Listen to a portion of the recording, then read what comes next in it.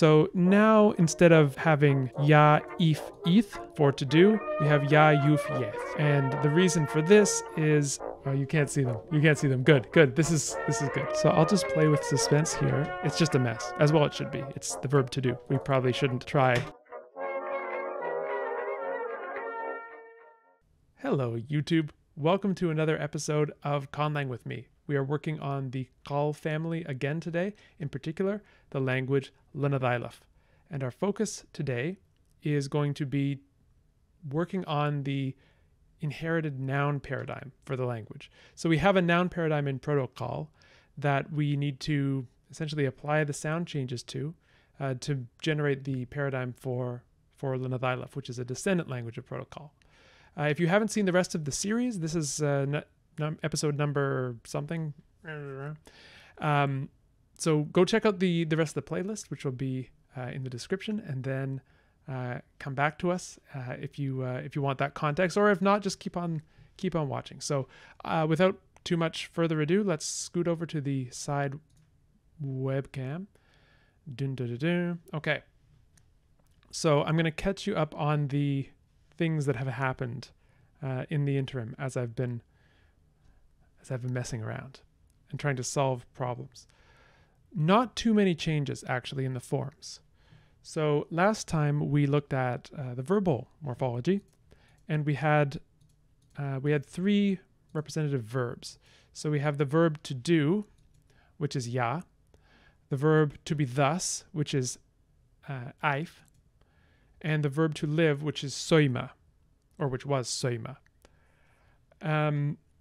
And each one of these has all sorts of different forms, which it inherits from Proto-Qal.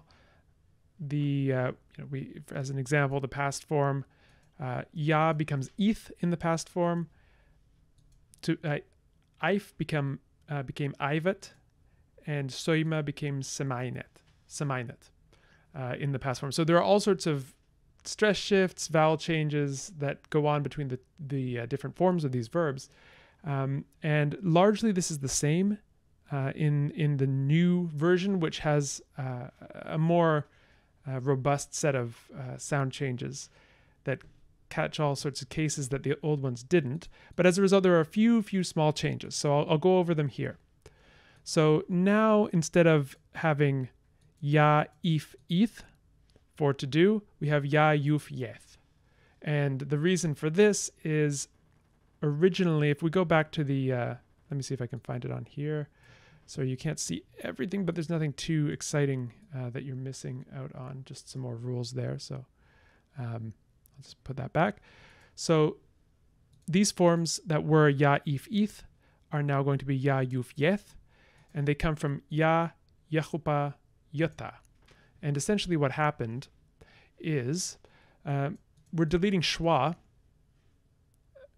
from Proto-Qal to Lenethailef. But what I was doing is I was deleting it indiscriminately. Whereas if schwa is stressed, I don't want to delete it. And so that's why what happened was we went from yata to yita with no vowel there. And then that y glide turned into e. So ita, and then a few more things happened and we got eth. Now what happens, because this schwa was stressed, it goes from yota to yeta, and then gets treated as yeta thenceforth, and we have a form like yeth. And there are a variety of things like that. So we have the old form here, which we'll replace with the new form, which is more or less the same, but there are a few little changes. And similarly in the regular verbs, the more regular verbs, aiv and soimen, they went from aif and soima to aif and soimen. So I want to keep that n on the end there. So we have soimen, semeneuf, semainet.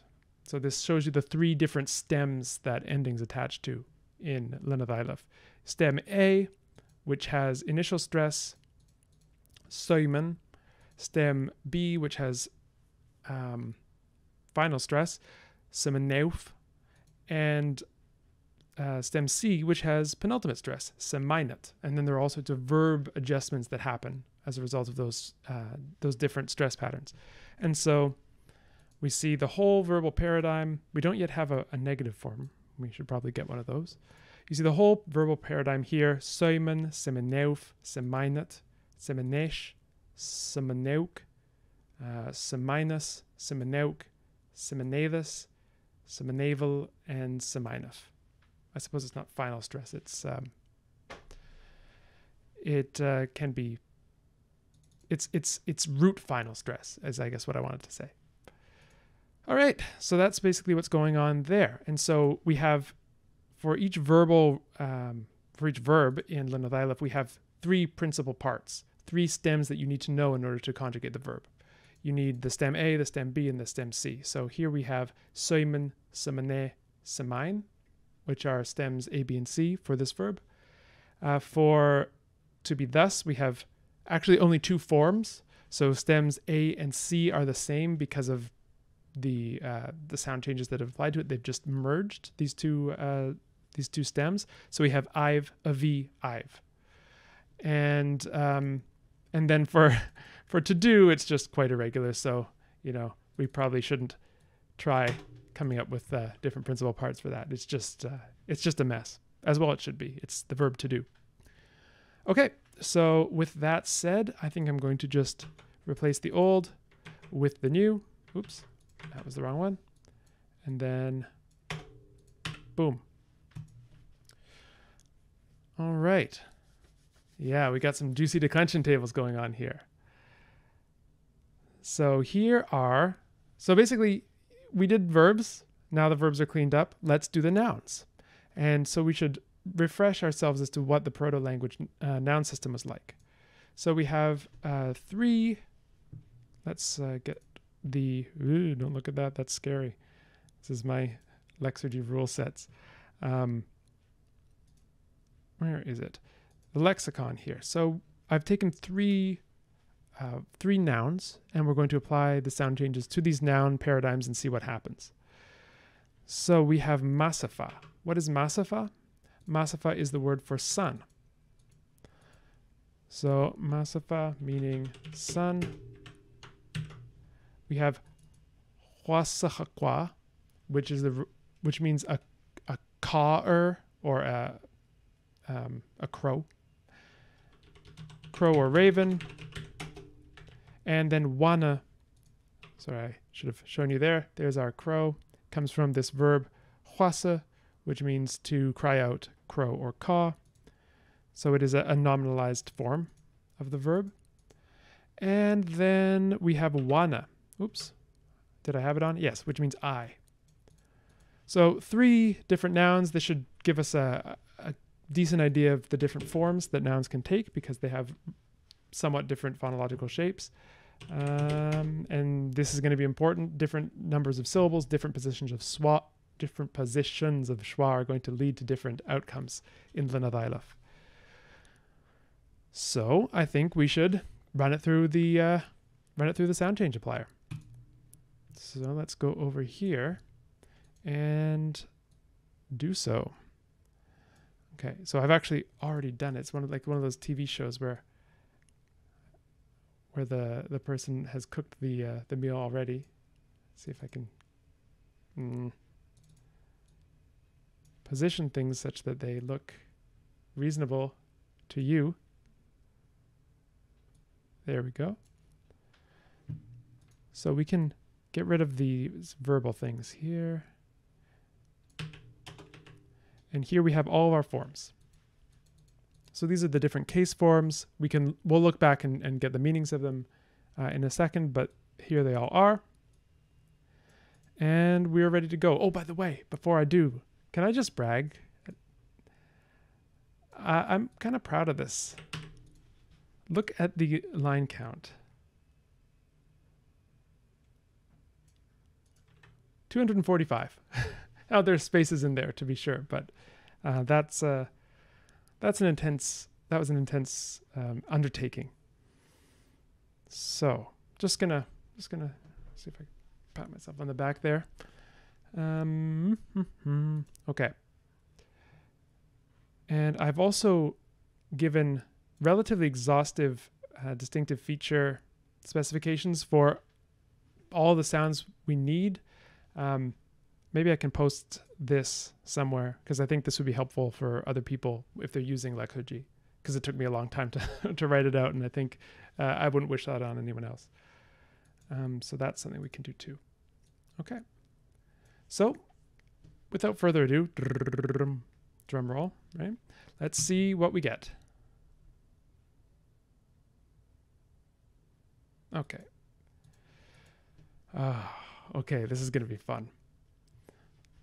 So let's take the first noun, Massifa, the proto-language Massifa, meaning sun. And let's, how do I arrange these windows to make it decent? Okay, so here we go. Massifa, sun here. So let's take the, I don't know, these are the proto-forms over here on the left, and these are the descendant forms on the right.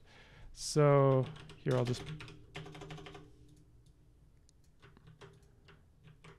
just rewrite them there. I'm sorry you can't see the right side of this Lexergy, but you're not missing out on anything because I'm going to write it, just going to copy and paste it into here. Okay, so we have, I don't know why it's like that. Okay, good. So for the nominative, genitive, and vocative, we have syncretism. So we just have mas. And we can, when we get to something that's a bit unexpected, we can run through the sound changes and explain why we get that form. So why don't we do that for mas, and just so we can orient ourselves, and then we won't do it for everyone, but we'll do it for something where it's a bit unexpected. So I'm going to write this over here. I'm going to put it up here so you can see it. So what happens is we assign stress. So Proto-Qal had antepenultimate stress. So we have the stress assignment rule, putting the stress on the antepenultimate syllable, nothing too groundbreaking there. Then we get schwa deletion. So we have Massifa going to Masfa. And then we get apocope deleting the final vowels. So Masfa goes to mas. We lose that consonant that was in the onset of that syllable fa as well, because we now have an illegitimate syllable if we were just to have masf. So according to the syllable structure of Lenethailef, which is roughly, you can have an S, and then you can basically just go up the sonority hierarchy. So S, then stop, fricative, sonorant, vowel, sonorant, fricative, stop, S. That's the rough sequence. So we can't have two fricatives in a row, at least not the sequence SF in a coda. So that's what we're dealing with here. So that's why we have mas instead of masf. So that gives us mas, and that gives us our nominative, genitive, and vocative. So we might just end up calling that nominative.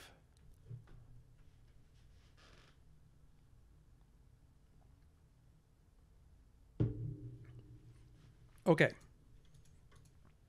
So far, so good. That's relatively simple. I'm going to just take a break to just check out the chat. Excellent. Yeah, talking about aspect. Yeah, we should do a special video on aspect one day. It's one of my least favorite linguistic terms, as I was complaining about in the Discord. By the way, if you're watching this and you're not on the Discord, we've got a link in the description, so check that out. Very, very fun place. And let's see if there's anything else. Yeah, people talking about their work. Excellent to see so many people, so many people's projects underway.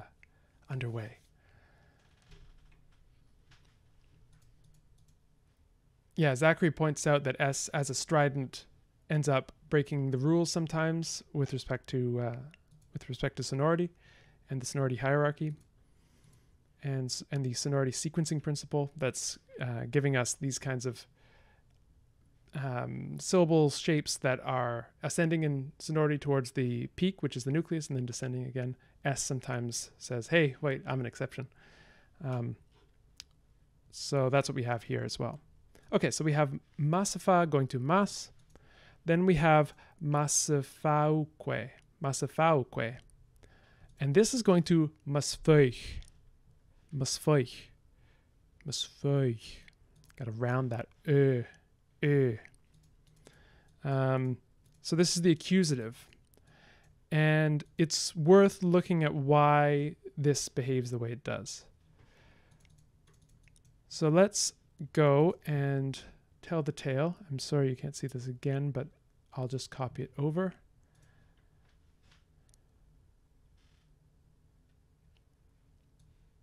So Masfeuch undergoes a lot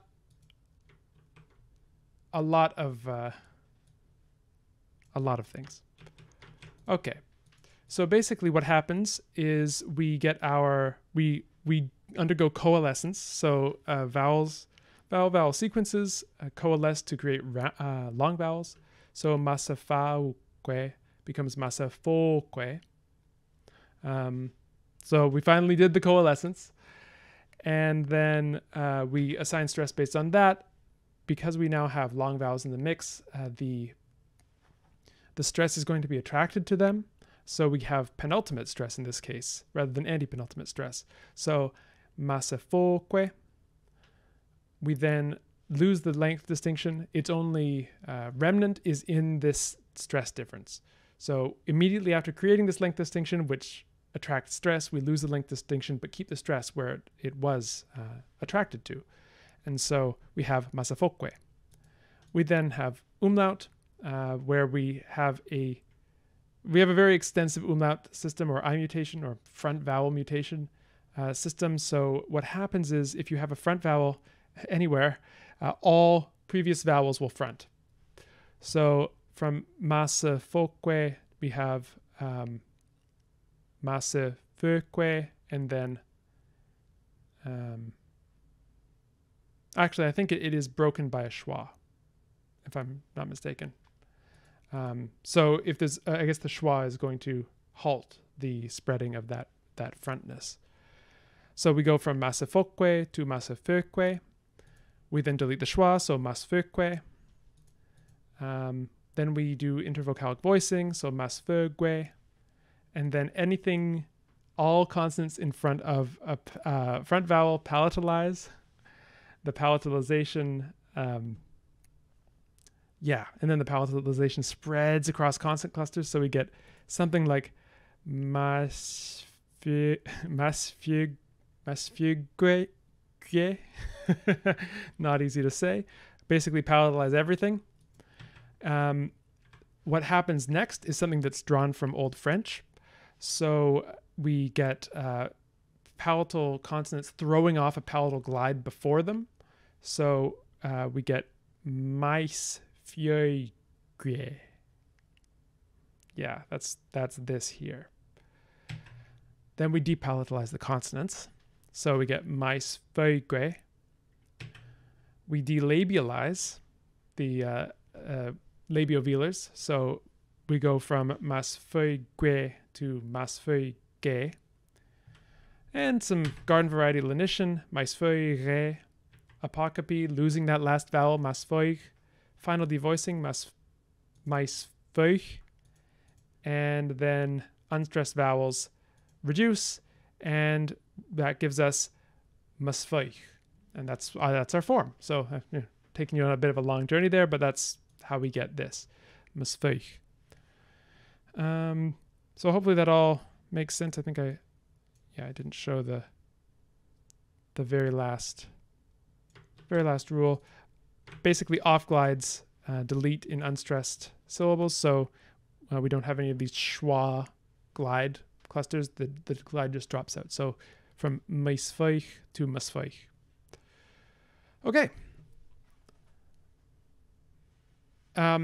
So Zachary asks if the high vowels are preserved in the coalescence phase.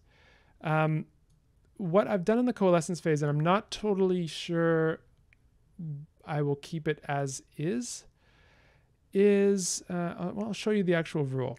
So it's a bit complicated. Where is it?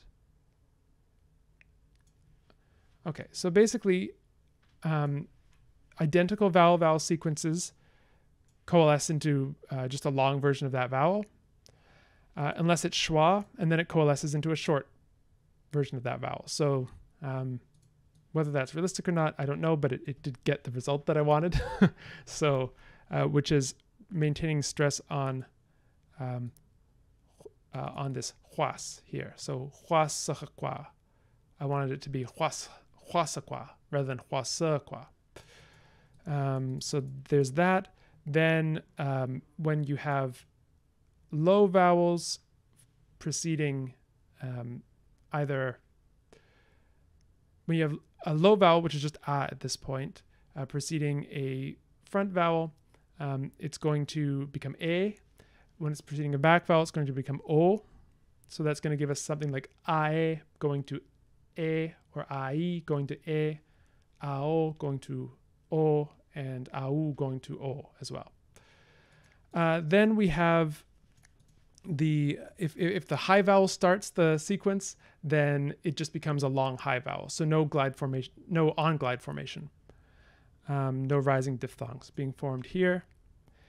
And then basically what happens here is if there's a schwa coalescing with a non-schwa, the non-schwa's quality wins. I don't know if all of that is realistic, but it gets some decent results. I worked on this for probably too long, so I'm at this point where I'm not really necessarily seeing the forest for the trees. But yeah, it's something. Okay, so with that in mind, let's continue our path. So we have the accusative here being Masfeuch, the dative being Masfanam. So essentially we have these forms where we have the stress preserved on this on the root initial syllable, and then we have these forms where the stress gets attracted to the ending. So Masfeuch, Masfanam, Masfof, Masfiven. For the accusative, dative, simulative, and causal. And then we have these other forms where something else happens. Mazevaf, mazevam, mazevam. And so I think it's probably worth detailing this briefly before we go on. So let's see. This is Masafama. Let's do this one. Masafama. So at the sun, on the sun, in the sun. What happens there? Hopefully it's not as complicated. No, it's not. Okay, good. All right, so let's just make sure you can see this. Maybe I'll zoom in a bit. Okay, so we get, here the difference is the schwa is going to be stressed. So Masafama, then we voice our obstruents intervocalically, Mazivama. Then we strengthen the schwa because it is stressed, so Mazevama. Then we neutralize B and V intervocalically to the voice bilabial fricative, Mazevama. Apocopy takes out the last vowel, Mazevam. Then we lose quality distinctions in unstressed syllables, so from mazevam to mazevam, and then our nice bilabial turns into labiodental, so mazevam, and that's how we get that. And so mas has three stems. It has stem A, and we can just call them stem A and stem B and stem C. Maybe I don't know, can I use color? Well, I don't know how that's going to interact with dark mode. Let's find out, shall we? So we have, no, that's not going to work. Okay. Well, we have, I'm just going to insert a column here. Hopefully this doesn't come back to haunt me.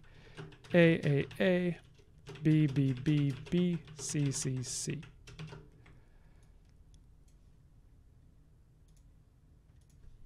Okay. So that's the word for sun and the full paradigm. So it's not totally clear what the endings will be, but I think once we do two more nouns, we'll get a sense. So, and I won't go into nearly as much detail with them. I just wanted to make sure that we got a sense of the paths. Okay, try bright color like green. Okay, let's do it. Okay, is that visible? Does that look good? Does it look painful? Let me know.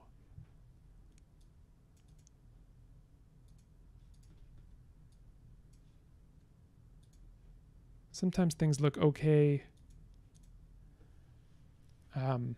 They look okay on the screen, but they don't look so okay when they're put through the stream. So, onwards. Crow. I love this word. Okay, we already actually have it, so let's just bring back our... Okay, so here we have...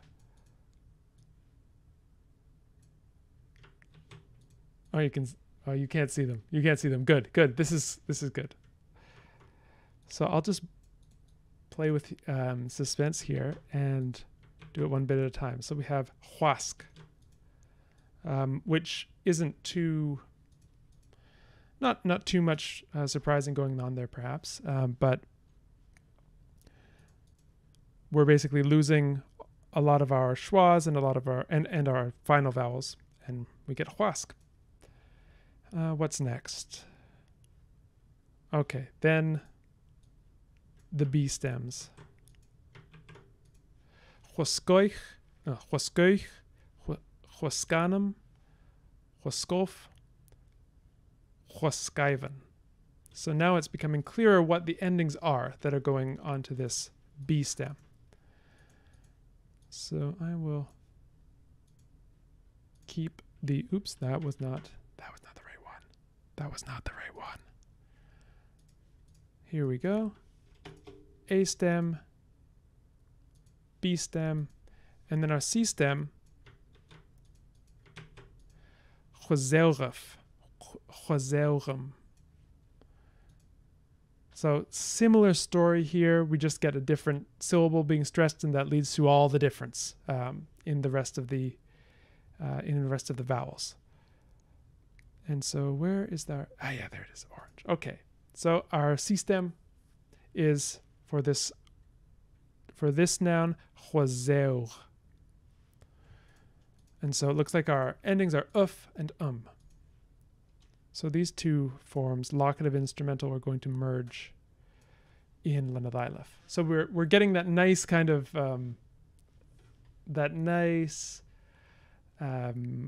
case merging action that you see in the history of the Indo-European languages, as unstressed syllables lose their phonological contrasts and more case endings end up looking homophonous. Okay. So then we have, what is next? I. So this is an interesting one. In the proto-language, it ends in a schwa. So this could give us some interesting irregularities, because schwa always is something that doesn't play nicely with regularity in this language's history. So, sorry, moving some windows here. Let's do it. Okay, so for the nominative case, since there are never any distinctions here, we can probably just collapse it, but for now we won't. So we have one. So far so good. We lose the schwa. That's about it. Then what do we have next? Oh dear. I don't even know if I can pronounce half of these things.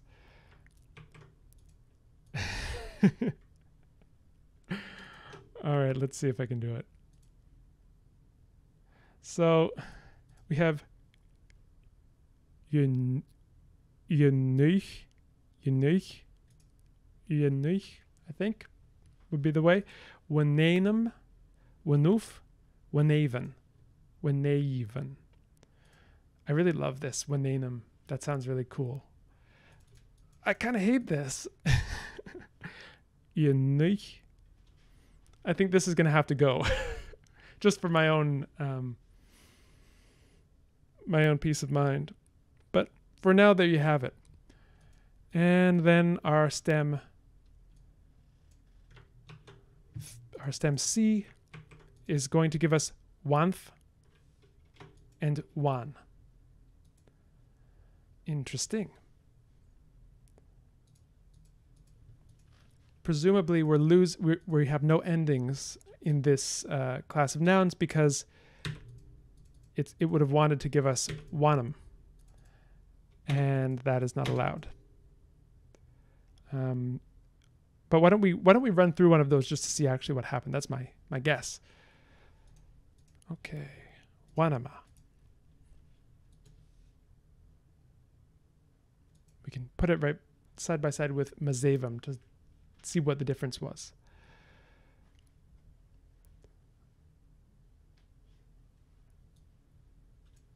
Okay, so very little is going on with one.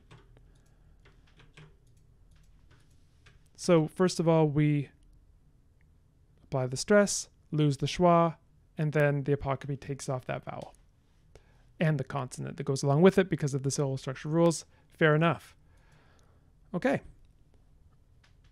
So this looks like our story. So what is going on here? What is the actual form that we can isolate as the different case markers? And to do that, I think I'm going to have to expand this window.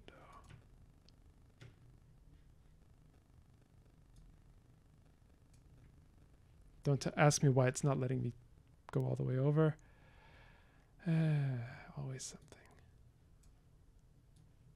Just won't let me do it. Okay. I hope that's not distracting just to see that little corner there. It's distracting to me. All right, so we have the nominative, which is giving us a zero suffix, a stem with zero suffix. Where's our little zero suffix thing? There we go. A plus nothing. And nominative, genitive, and vocative are the same thing. Then we have the B stem plus something that looks like either euch or uich. And I think we are going to do a full accounting of it. We'll probably have to look at other vowel endings, but something like that, just for a first pass at this anyway. And then for the dative, we have something like B stem plus anum or anum.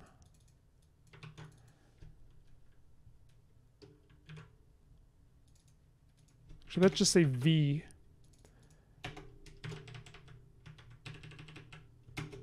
Because the precise identity of the vowel will depend on the root, because it is the original root final vowel that's showing up. And then we have B plus VF, a different vowel, waskof, wanuf, masfof. And then we have V even.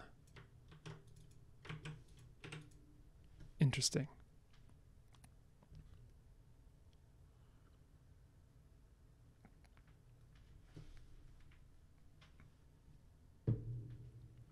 I'm going to stop making the Tays on Day reference, but after today. I'll stop after today, I promise. Okay. Catching up on the chat before we move on to looking at the C stem. Yes, so yeah, I think probably what we may do is simplify some of these more complicated diphthongs. Yeah, I like Raven. I like this idea.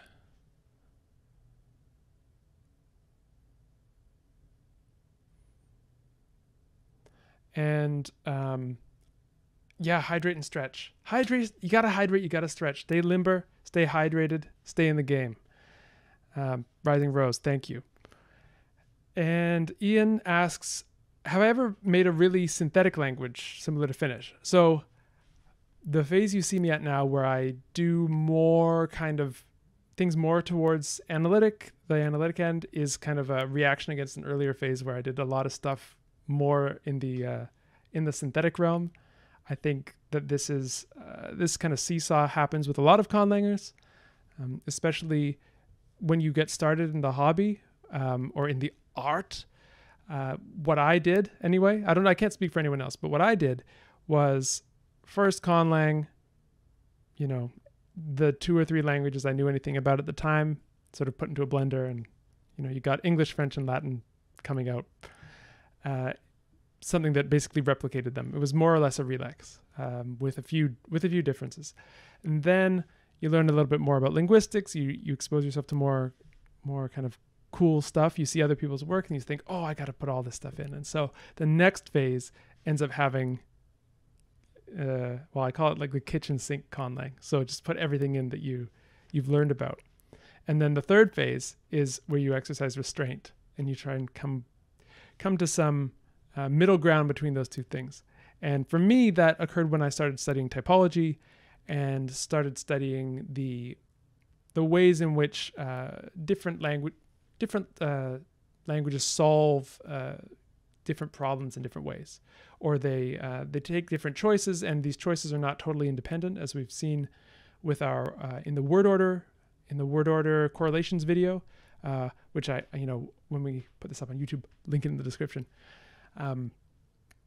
And sometimes these connections show you something sort of about the language on a deeper level.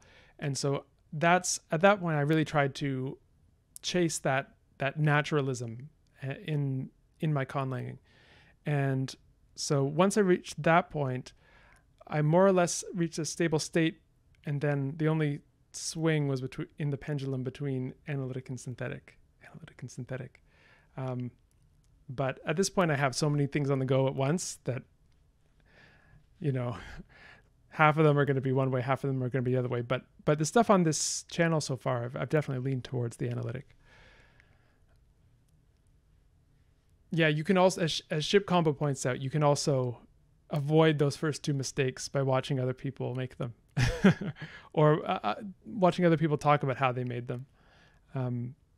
If I can ever, I don't know where this material would be. My very first conlang that I made when I was 12 was called Andirian. And yeah, that would be a very interesting thing to revisit if I could ever find it. I remember I had a, you know, as the extremely, well, you can guess how I was when I was 12 years old. I had a big binder, and it was full of, you know, my handwritten dictionary, verb charts, all these kinds of things. It was something. It was something. I'd be interested to find it again if I actually could. It may be somewhere. It's definitely in a box somewhere.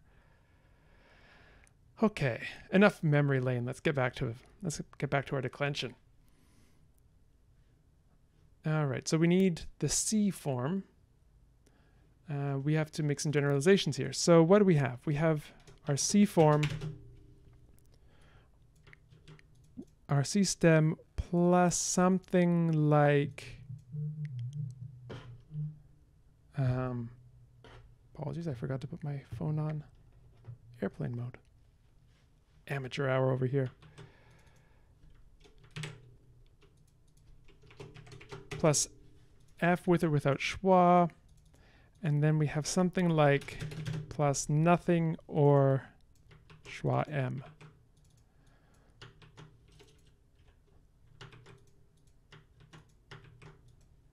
So it's more or less, you know, the shape of this is coming together in some way. I will say,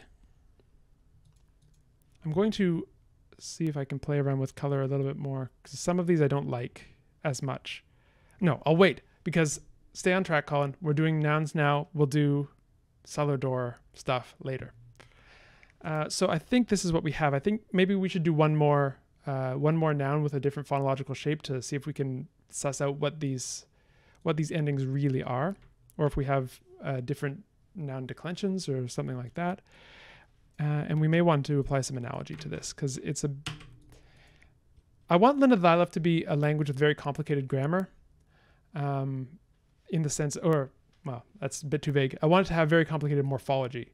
I want it to have morphology kind of like Old Irish, which where you have different, say, verb forms which look completely different to one another because of whether the thing had an odd or even number of syllables, this kind of thing. And this is more or less what we have going on here. So let's find another noun.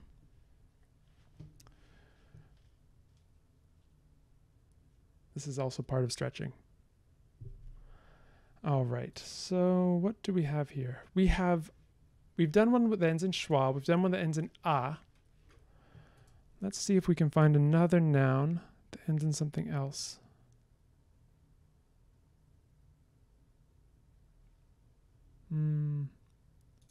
Oyo.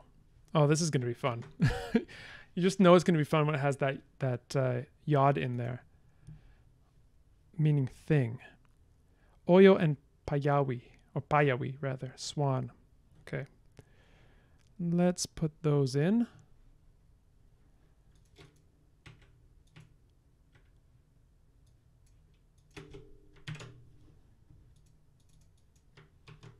And I suppose I can move this over so you can see.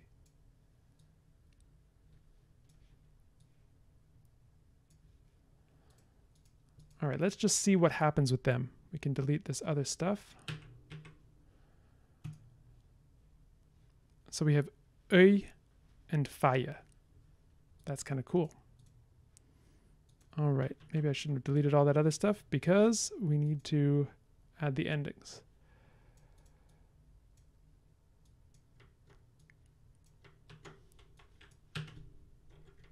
I'm going to do something. I'm going to do some copying and pasting. So I'm going to put it on full screen webcam. I'm not sure it's of extreme interest to anyone to see me fumbling around with Control-C and Control-V, but has to be done. Talk amongst yourselves. Or maybe I'll just ramble on about something while I do this. I think, yeah, I really want to find that old binder in Derian. What a language. I mean, of course, it was basically French and Latin. I knew enough not to try and make it too much like English, but I didn't really have anywhere to go from there. All I had was my, the French that I was learning, that I'd been learning in school for, at that point, maybe like 4 or 5 years. And then I had a Latin dictionary, which I'd recently acquired as I was becoming a proto-linguist. And I found zompist.com. I read the material. I read basically everything on that page, and tried my hand at making my first Conlang, and well, the rest is history. Okay, let's just make sure this works. Good. Back to it then. So we have euch, onum, oaf, even, of, om. Quite irregular. And then fire, fich, finum, fif, fiven, fayuf, fayum. I'm not good at this glide, I have to say. I have to sort of steel myself and remind myself I'm trying to speak a language that has that glide. It's just have to. Again, you need to stretch, you need to hydrate before you do these things. So important. Okay, so let's scoot these things over to our new noun paradigm.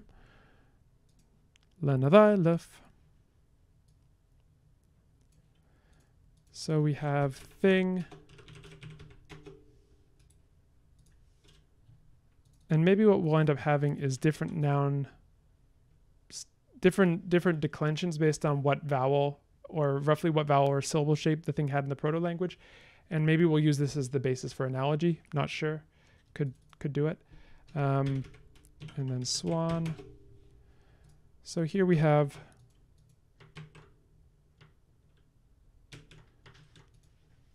more evidence for the fact that this language is scary for a learner anyway. So here's our stem A. For the first one, it's A. And our stem B is, we have different forms here, so it's not quite clear which one is stem B for this word thing. And here we have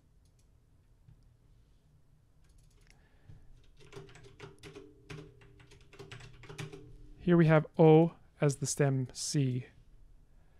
So yeah, this is a right mess I've made. But I kind of like it. So I think that probably the next step, now that we've seen what's going on here, is to do a whole bunch more of these and then sort the nouns into declension classes. I think that's the next step. Yeah. Fire, fayum.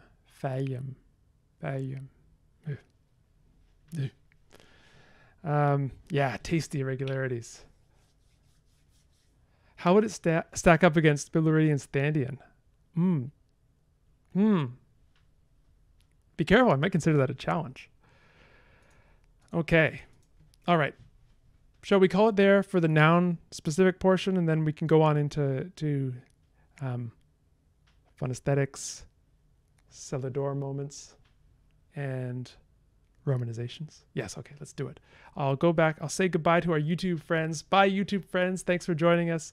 And stay tuned, and we're going to have a lot more. So every YouTuber has to say it, right? Like and subscribe if you're interested in that kind of thing. More is coming.